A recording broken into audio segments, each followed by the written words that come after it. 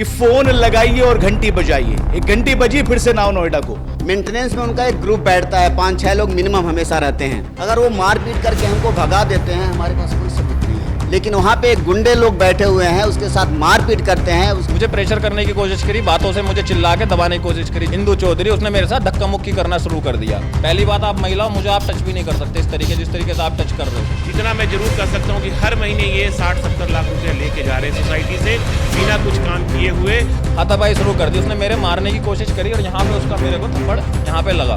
सारे बेचारे बूढ़े 60-70 साल की उम्र में हमारे माँ बाप घर पे आराम करते हैं, उस बंदों ने यहाँ पे गार्ड की नौकरी पे बिठा रखा है। इनका बिल्डर का बस यही काम है कि हफ्ता वसूली का काम हो गया है। हमने ऐसे ऐसे गार्ड देखे जिनको देख के ही एक बार को इंसान घबरा जाए अगर कोई असामाजिक तत्व आसपास हो।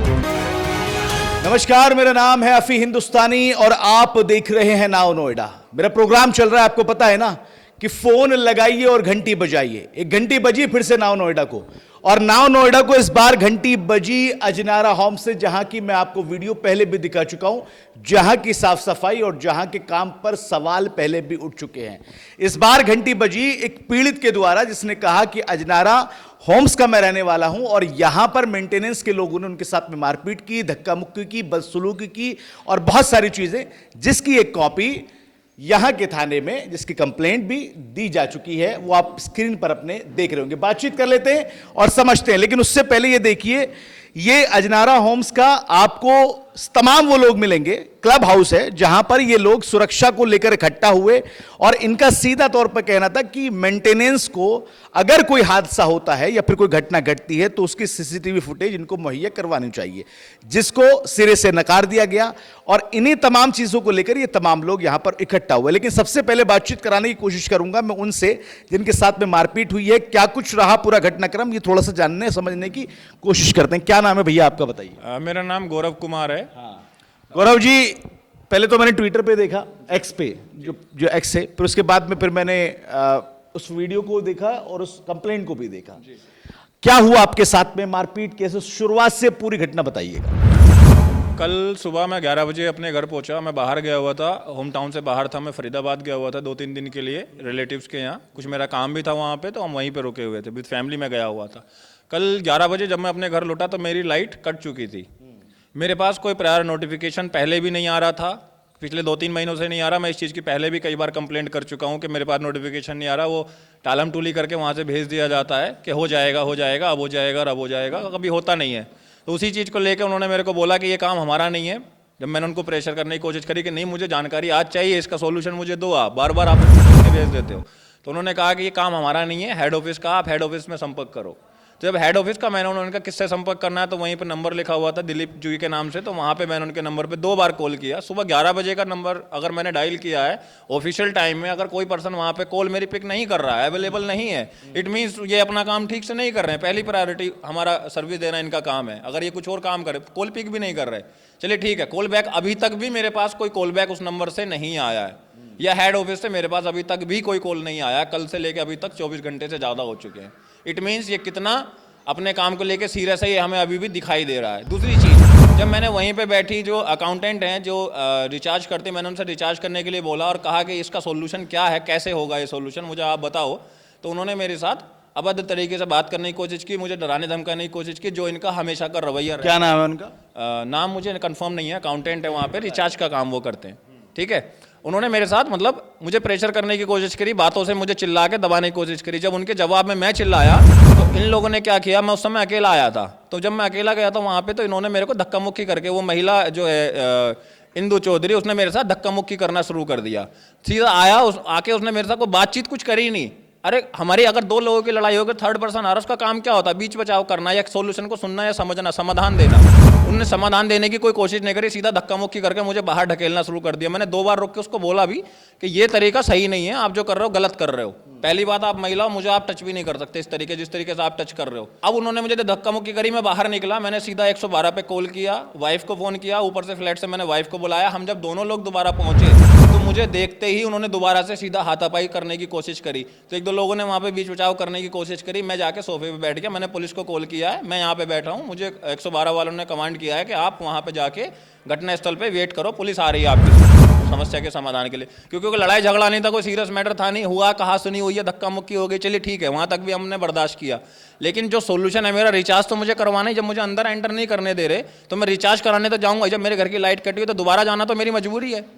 जब मैं दोबारा गया तो वहाँ पे उसने मुझे देखते ही सीधा हाथापाई शुरू कर दी। जैसे ही मैं सोफे पे बैठा उसने मेरे साथ हाथापाई शुरू कर दी, उसने मेरे मारने की कोशिश करी और यहाँ पे उसका मेरे को थप्पड़ यहाँ पे लगा।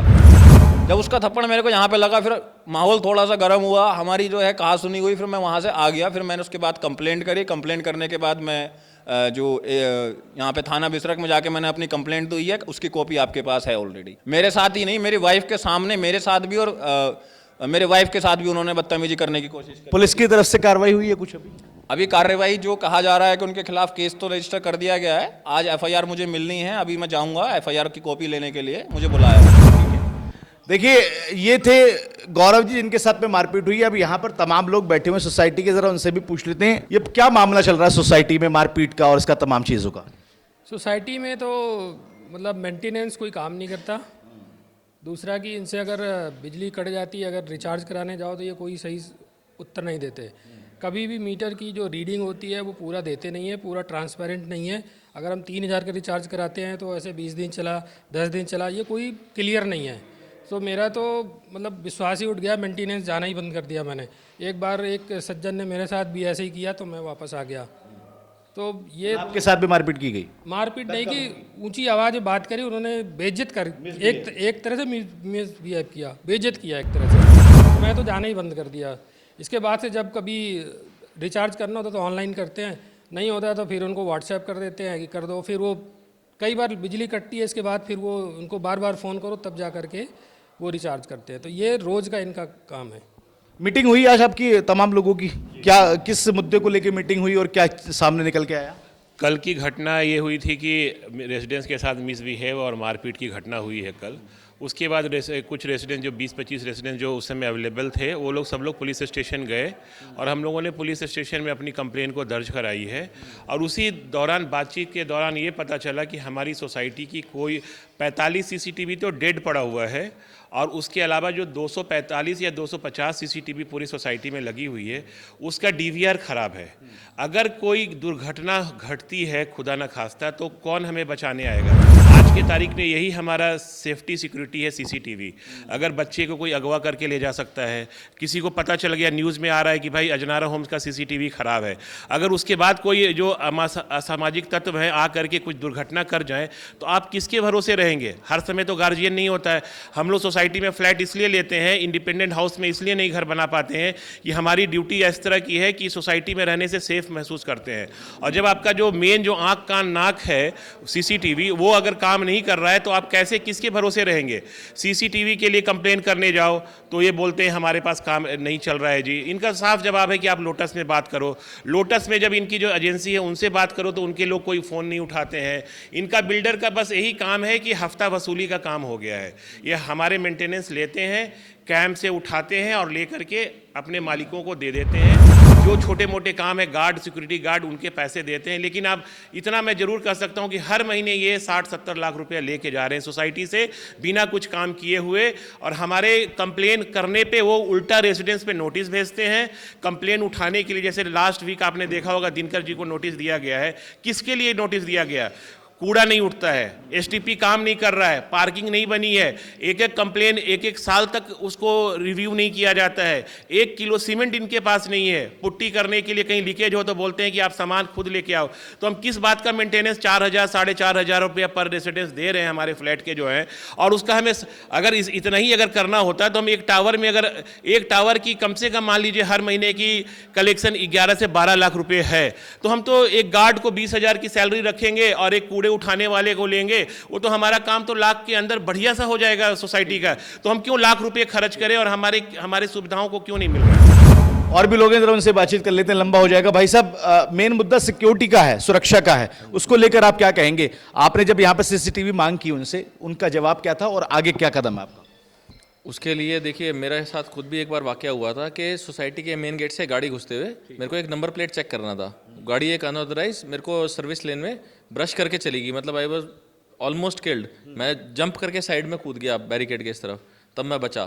तो मैंने वो चेक करने के लिए, क्योंकि उसके बाद वो गाड़ी सोसाइटी में एंटर हुई थी, तो मैं मेंटेनेंस चेक करने गया था। तो मेन गेट के कैमरे का उस दिन मुझे पहली बार पता लगा, जिसका मेन पर्पस ये होना चाहिए कि गाड़ी की नंबर प्लेट और ड्राइवर कैप्चर हो पाए, वो वही कैप्चर नहीं करती है। ये मेन गेट के कैमरे, मेन एंट्रेंस वाला जो गेट नंबर 3 जिससे आप विजिटर्स आ सकता है कोई भी, तो उस जगह ये था। तो ये मुद्दे के बाद मैंने रियलाइज़ किया, क्योंकि मेरा पास्ट एक्सपीरियंस है, मैंने बड़े बड़े 5 स्टार्स में सीसीटीवी के इंस्टॉलेशन सेटअप्स को over as a security guy I have taken over it. तो आई अंडरस्टैंड कि उसके बाद से कि यहाँ पे मूलभूत सुविधाएं जिसमें कि आपकी सिक्योरिटी, चंदन जी ने जैसे सही बात बोली, हमारे परिवार है, सबके छोटे छोटे बच्चे हैं, सोसाइटी में इंसान सुरक्षा के नज़रिए से आता है। यहाँ पे कहने को तो 2 लेयर की सिक्योरिटी है, एक मेन गेट पे और एक टावर में, लेकिन इतनी ज़्यादा इनएफिशिएंट सिक्योरिटी सिस्टम है। आप जान के देखिए, सारे बेचारे बूढ़े बूढ़े 60-70 साल की, जिस उम्र में हमारे माँ बाप घर पे आराम करते हैं, उस उम्र में उन्हें यहाँ पे गार्ड की नौकरी पे बिठा रखा है। क्या आप उनसे उम्मीद करते हैं अगर कोई एक ज़रा सा भी कुछ हादसा हो जाए तो वो कितना चुस्त है या दुरुस्त है एक्शन लेने के लिए। मैं अच्छी से अच्छी सोसाइटी में रहा हूँ, हमने ऐसे ऐसे गार्ड देखे जिनको देख के ही एक बारी को इंसान घबरा जाए अगर कोई असामाजिक तत्व आसपास हो। यहाँ पे तो कुछ है ही नहीं। और साथ में उसका कहना चंदन जी का, आज इस वीडियो की लाइव होने के बाद अगर ये असामाजिक तत्वों को पता लगे कि सिक्योरिटी जर्जर थी और ऊपर से रिकॉर्डिंग भी नहीं है, तो कल को यहाँ आज के दिन में अगर कोई हादसा हो जाए तो कैसे हम अपने आप को सुरक्षित समझें। हम इतना हैवी मेंटेनेंस दे रहे हैं।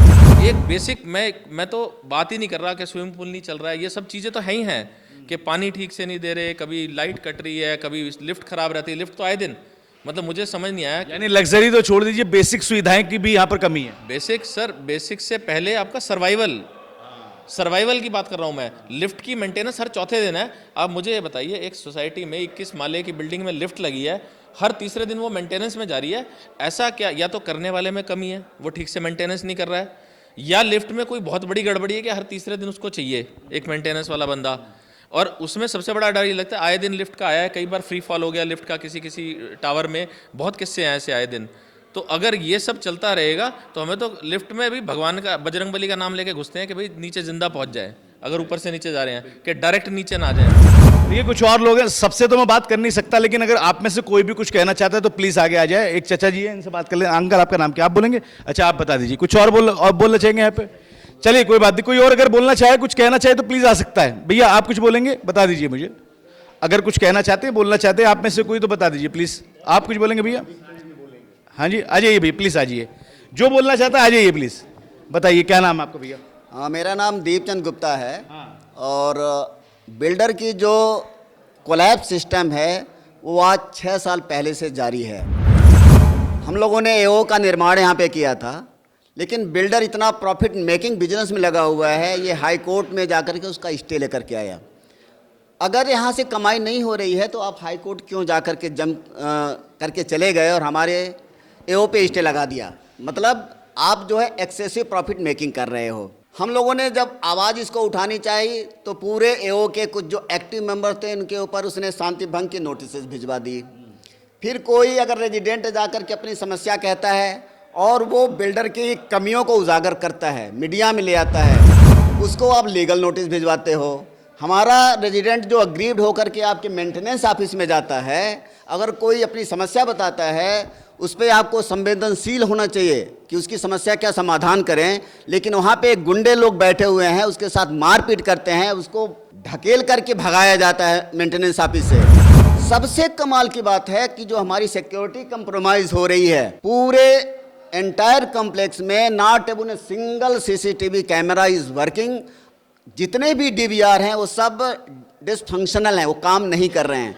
मेंटेनेंस ऑफिस में मैं अकेला जाता हूँ, मेंटेनेंस में उनका एक ग्रुप बैठता है, 5-6 लोग मिनिमम हमेशा रहते हैं, उनका पल्ला हमेशा भारी रहेगा। अगर वो मारपीट करके हमको भगा देते हैं, हमारे पास कोई सबूत नहीं है, हमारे साथ कोई गवाह नहीं है। क्यों? क्योंकि उनका डीवीआर बंद है, कोई सीसीटीवी फुटेज क्रिएट नहीं हो रही। यानी आप ये कह रहे हैं कि कल जो इनके साथ में मारपीट हुई है उसका भी कोई आपके पास सबूत नहीं है? बिल्कुल नहीं है। लेकिन अभी कोई रेजिडेंट ऊंची आवाज में बोलता है, कुछ थोड़ा सा अलग जाके करता है, तब उनका सीसीटीवी काम कर रहा होता है। अभी कुछ दिन पहले ऐसी घटना हुई थी हमारे एक साथी के साथ, लेकिन जब हमारे एक साथी को कल इन्होंने पीटा, मारा और धक्के मार करके भगाया, उस समय आपका सीसीटीवी काम नहीं कर रहा था। गेट नंबर 1 पे सीसीटीवी नहीं काम कर रहा है। कोई भी चोर उचक्का आ सकता है, कोई भी चोर उचक्का आपका माल लेके जा सकता है, कोई रिकॉर्डिंग नहीं हो रही है। तो ये तो मतलब ये मेंटेनेंस ग्रुप की ये विफलता है। और ये लोटस कंपनी जिसके साथ हमारा एग्रीमेंट है मेंटेनेंस, जो कॉमन एरिया और फैसिलिटी को मेंटेन करेगी, किसी के साथ वो 4 साल पहले एक्सपायर हो चुका है एग्रीमेंट, किसी का 2 साल। आज की डेट में किसी का भी एग्रीमेंट वैलिड नहीं है, लेकिन इनकी धृष्टता देखिए, क्योंकि बिल्डर एक डोमिनेंट पोजीशन में सोसाइटी में बैठा हुआ है, उसके हर जगह अप्रोचेज होते हैं, लेकिन फिर भी उसी को यहाँ पे रखा हुआ है, वही हमको कोलैप्स सर्विसेज दे रहा है। हम लोग अभी तक चुप थे, कोई बात नहीं, हमें स्विमिंग पूल नहीं चाहिए, चलो थोड़ा 1-2 लाइट हमारे नहीं जल रही है उसमें संतोष कर लेंगे, लेकिन आप अपने परिवार की सिक्योरिटी के साथ कैसे समझौता कर सकते हैं? ये एक हमारे लिए ट्रिगर पॉइंट है। हमारा रेजिडेंट जाएगा, मार खा करके आएगा, इसको हम लोग कतई बर्दाश्त नहीं करेंगे, और इसको जितनी भी हाईएस्ट अथॉरिटी तक उठाना है हम लोग उठाते रहेंगे, और सारे रेजिडेंट हमारे साथ इस समय खड़े हुए हैं। धन्यवाद। चलिए, दिनकर जी बचे हुए हैं, एक आखिरी बात इनसे पूछ ले, थोड़ा आगे आ जाइए। दिनकर जी, क्या है आपके हाथ में? बड़े सारे कागज देख रहा हूँ, कुछ खास है इसमें क्या, या आज की मीटिंग के बारे में कुछ है? जी, आज की मीटिंग के बारे में हम एप्लीकेशन बना रहे हैं और डीसीपी साहब को एप्लीकेशन देने वाले हैं। पहली चीज़ तो ये है कि सुरक्षा व्यवस्था कहीं भी है, राज्य सरकार की जिम्मेदारी है, उनको निभाना चाहिए। भले ही ये कॉम्प्लेक्स के अंदर है, लेकिन सीसीटीवी वर्क नहीं कर रहा। ये तब वर्क कर जाता है जब किसी मेंटेनेंस वाले के साथ घटना होती है। यानी आप ये इल्ज़ाम लगा रहे हैं कि ये जानबूझ के इस तरह की बातें कर रहे हैं कि काम नहीं कर रहा है? बिल्कुल जानबूझकर बात कर रहे हैं, और ये इस हद तक आ गए हैं कि धमकाएंगे, डराएंगे, उससे भी नहीं डरे तो मार पिटाई करेंगे, उससे भी नहीं डरे तो पता नहीं जेल भिजवा देंगे। कई रेसिडेंट को तो ये थाने में रात भर बिठवा भी चुके हैं। तो पता नहीं इनसे कैसे निपट जाए, इनका बहुत डीप पॉकेट है, हम तो इनसे नहीं निपट सकते, लेकिन गुहार लगा सकते हैं, हमें चिल्लाना आता है। यानी आगे आपका जो प्लान है वो डीसीपी साहब को कंप्लेंट देना है? बिल्कुल, हमें मारिए, हम चिल्लाएंगे और ऊपर तक चिल्लाएंगे, तब तक चिल्लाएंगे जब तक हमारी बात नहीं सुनी जाएगी। डीसीपी साहब नहीं सुनेंगे तो सीपी के पास, वहाँ नहीं सुनेंगे तो मुख्यमंत्री महोदय के पास, हम ऊपर तब तक जाएंगे जब तक हमारी बात नहीं सुनी जाएगी, चिल्लाते रहेंगे। तो ये तमाम लोग थे सोसाइटी के जो सुरक्षा को लेकर काफी चिंतित नजर आ रहे हैं, और कई सवाल खड़े जो है ये कर रहे हैं कि आखिर वो सीसीटीवी फुटेज जब किसी के साथ में घटना होती है वो काम करना बंद कैसे कर देता है जो पहले चल रहा होता है, या फिर कई मौका पर जो है उसकी फुटेज आपको मिल जाती है। सवाल और भी हैं कि आखिर इस तरह की मारपीट लोगों के साथ में क्यों की जा रही है, और इस पे अब जो आखिरी यहाँ के लोगों ने फैसला लिया है वो डीसीपी साहब के पास कंप्लेंट लेके जाएंगे। देखना होगा कि इस मामले में आगे क्या निकल कर आता है, लेकिन लगातार मैं आपकी आवाज़ आप तक पहुंचाता रहूंगा। अगर आपके साथ में भी, आपकी सोसाइटी में, आपके सेक्टर में, आपके घर पे, दुकान में, मकान में, फ्लैट में या आसपास में अगर कुछ ऐसी चीज़ें हो रही हैं, गड्ढा हो, पानी की दिक्कत हो, लाइट की दिक्कत हो, प्रशासन से, प्राधिकरण से कोई और दिक्कत, तो लगाइए फ़ोन और बजाइए घंटी। आपकी आवाज़ मैं बनूंगा, पहुंचाऊंगा हुक्मरानों तक, अधिकारियों तक, और उनकी जवाब आप तक पहुंचाऊंगा। लगातार मैं आपके साथ ऐसे ही जुड़ा रहूंगा। फिलहाल के लिए दीजिए इजाज़त। नमस्कार, आदाब।